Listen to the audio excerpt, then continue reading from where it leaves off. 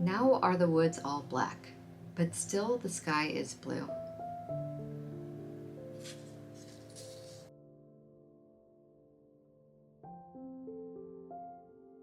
All right, so you are here because you're stuck. You may be stuck for two reasons. One, maybe you've made a mistake in your painting and you don't know how to move forward. And you may be stuck emotionally. Maybe there's something in your life that has drained the energy out of you. Maybe there's been something that has caused a lot of stress or sadness, just something that has hindered your inspiration for painting. Whatever it may be, I'm going to try to tackle these in two different ways. One is for how would you move forward from a mistake that you've created, and how do you move forward from something that is emotional. So let's tackle the mistake part first. When I find myself in a place where I've made a mistake, then I actually have to think about taking steps back. And I actually mean the steps that I'm teaching you. We begin with an underpainting where we're only focusing on our values, and usually we're only focusing on one color, or we're using a black and white grayscale. So if you get to a point where you feel like you're almost at the end and the mistake is just like you cannot correct it, then to go back to the value scale, go back to the very first steps when you have to block in your values.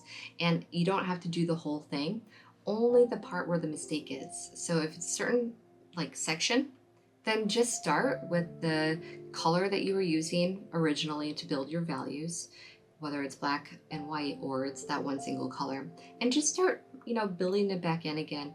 And then eventually when you start adding your glazes again, you can transition it to make it look like it's all blending in.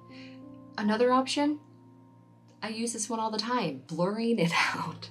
Like actually quite literally blurring out your mistakes and drawing attention to another part. And what I mean by that is details will appear to come forward in a two-dimensional painting or drawing.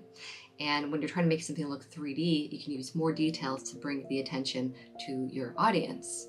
And if you want something to look like it's fading out into the distance, or you want someone to not focus their attention on it, you can actually just blur it out, make it look like a blur. Use a soft mop brush like this and just quite literally blur it out.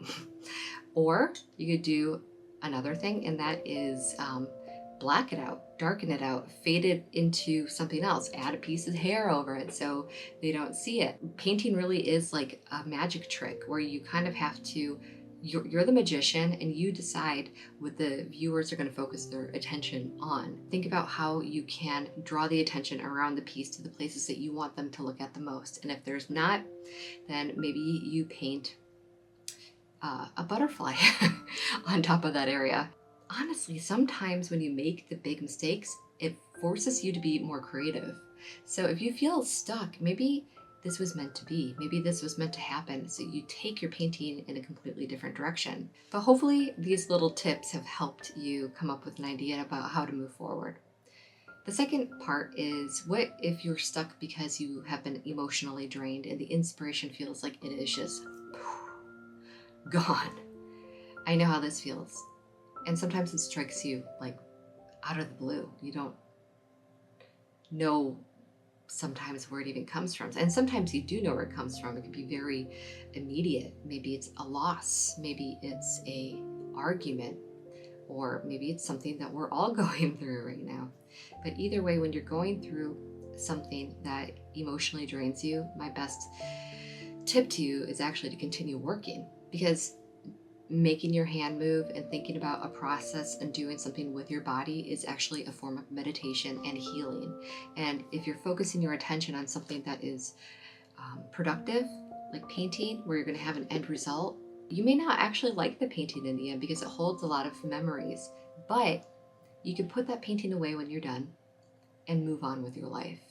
And eventually you're going to come back to that painting and you see that brush stroke and you'll remember where you were in that moment, and it will be a healing process for you. I have so many paintings in my studio where I know exactly where I was, what I was feeling at that moment, and what audiobook I was listening to.